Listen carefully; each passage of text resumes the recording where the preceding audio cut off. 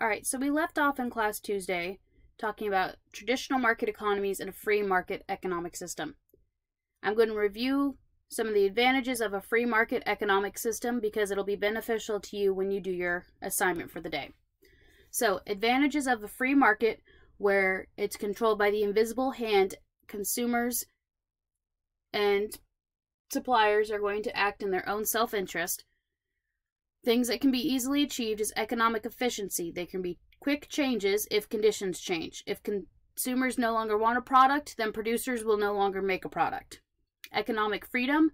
Both the producer and consumer have a lot of choice in what they make or what they buy. Economic growth. Competition allows businesses to grow if they think they will get more profit. And some additional benefits of the free market is that the consumers have a lot of power. If they don't want to purchase something at a price, and the suppliers notice that, they may lower their price because of the actions of the consumers.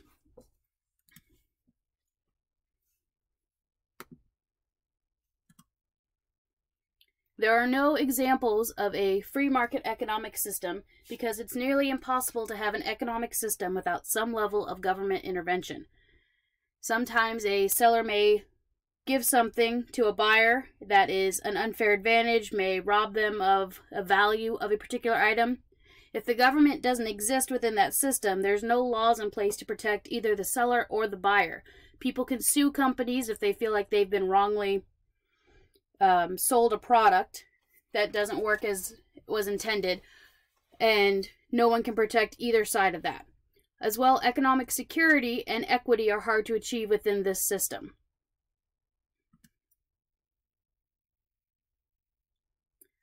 Centrally planned economies. So this is a group of central planners that make economic plans for the government. So this could be a head of an organization, one agency, or it can be the head of the complete government and his elite group that makes these economic plans. Every question, what to produce, how to produce it, and who gets it, is answered by those planners and the government.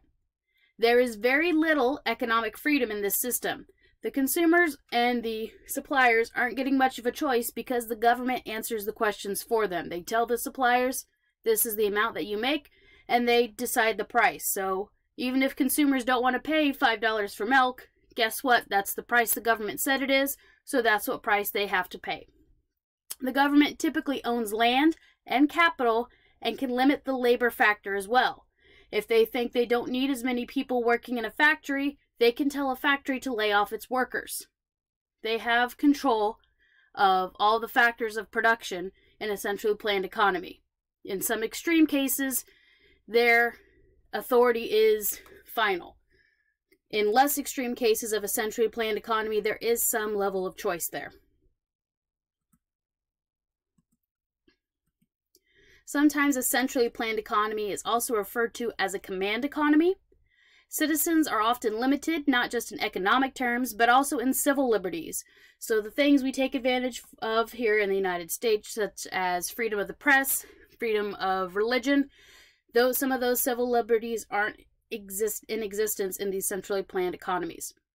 And there's two different types of political and economical systems that operate within this command economy: socialism and communism. In socialism, this can include a range of economic systems and practices. This allows ownership of some private property. Remember how I said in extreme cases the government owns all factors of production? In some less extreme cases, such as socialism, some suppliers are allowed to own some of the factors of production. And this can be part of a democratic system. Communism, on the other side, requires a revolutionary change in order to be instilled. The government is authoritarian and not democratic. So this is where we see the Soviet Union under Joseph Stalin. North Korea is a communist regime. China is a communist regime with elections that are rigged, but elections nonetheless, in a communist society. And the state owns the factors of production. So they get to decide what to do with all those items, the land, labor, and capital. However, in both, there's an even distribution of wealth, even if that distribution is that everybody is poor. And there's a centralized control of economic power.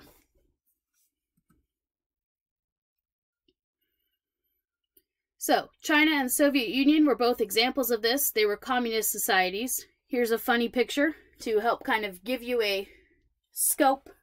Communism, you have 2 cows. The state takes both and gives you some milk, right? So even though it's your cow, you don't get any part of it. The government decides how to use that cow, what is best for the state, okay? And remember, state does not mean state as we think of it here. State can mean country. Socialism, you have 2 cows and you give one to your neighbor, okay? Socialism, again, is about the benefit of the state itself, but that you can help your neighbor out by contributing to society, right? Not that the government gets a say in how you're going to help out in society. And then traditional capitalism, as we have here in the United States, you have 2 cows, you sell one and buy a bull, your herd multiplies and the economy grows, you sell them and retire on the income. A lot more economic choice and freedom there. So, economic goals that a centrally planned economy struggles to meet. Economic efficiency. The government controls wages, so there's very little incentive for a worker to go above and beyond what's expected of them. We talked about incentives earlier in this unit with positive and negative incentives. If a worker believes they get something in return for their efforts, they may be more willing to go above and beyond. The government is also slow to react to changing economic systems. They may realize there's slow growth, but it's very difficult for them to change their mind about things or to imply or implore new strategies in the economic system. Economic freedom is difficult to achieve because they stress what is good for society should be good for the individual. So you don't get a choice because your neighbor is also working in the factory. So you don't, if that's good enough for him, you're going to work in the factory too. Economic growth. Managers would follow approved government plans and henceforth would not have room for innovation, so finding more efficient, quicker, better ways to do something. They want quantity over quality. They don't care if this is the better way to do it, the faster way to do something. As long as they get 100 cars produced at the end of the day, that's all that matters. Economic equity is also difficult to achieve because products are distributed equally, but the government has more say and citizens face shortages.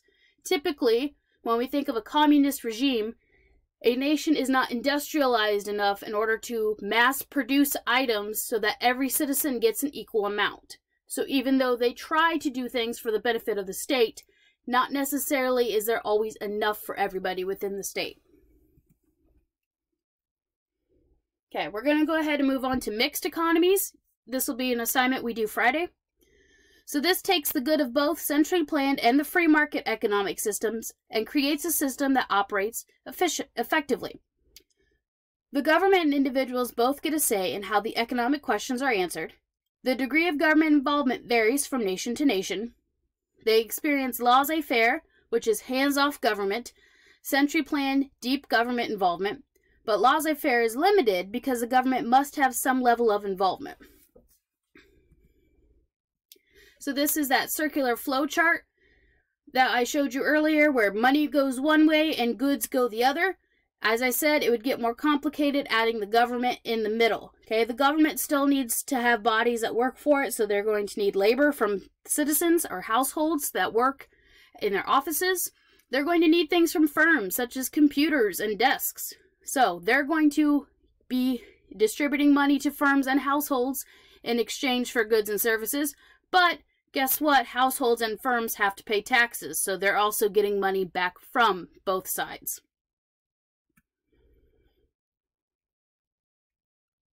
Okay, the role of the government in a mixed economy, they buy the factors of production from household. Okay, so same thing that a firm would do. They buy our employment if they're going to be one of our employees. Say the government wants to create a new office building somewhere. They'll buy the land off of a farmer. They buy goods and services from firms, and money comes to government via taxes.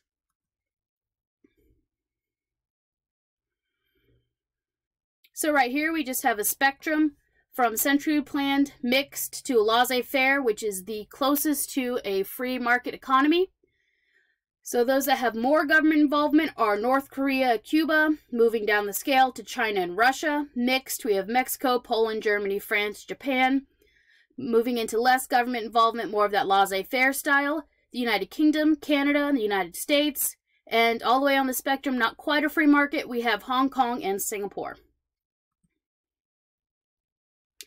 So in the United States, we operate under a free enterprise system, so not free market, free enterprise, within a mixed economic system. This means investment decisions are made by individuals, not by the government. If I want to invest my money in a business, I have the right to do so. The government keeps the order, provides services, and promotes the general welfare. All right, so if we're looking at our homework for today, you're going to use the lecture. If you have the textbook with you, that will help. If not, you should be able to answer these looking at your notes. Okay, so what does a centrally planned economy oppose that a free market or that a market economy encourages? How do socialism and communism differ? You're going to look at that Venn diagram. What are the characteristics of an authoritarian government? You're going to have to go back and use some of your knowledge from government class. Why is each of the following goals difficult to achieve in a centrally planned economy?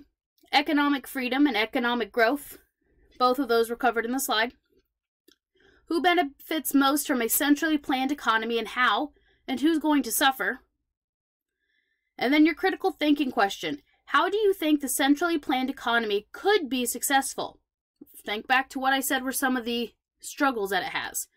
How do you overcome those struggles? What needs to be in place? What basic economic principles would need to be aligned and working for this economic system to meet the economic goals and be a success? Okay, so this is going to require you to use knowledge from Unit 1 as well as from this lecture and some of your government knowledge. If you have any questions, you can email me. You should have my email in your Outlook by now. All right, Miss Mitchell signing off.